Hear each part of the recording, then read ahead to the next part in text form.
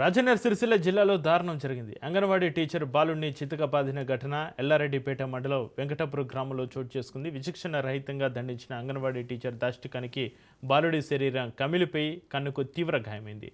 Police స్టేషన్లో ఫిర్యాదు చేసిన తల్లిదండ్రులు టీచర్ పైన చర్యలు తీసుకోవాలంటూ డిమాండ్ చేశారు.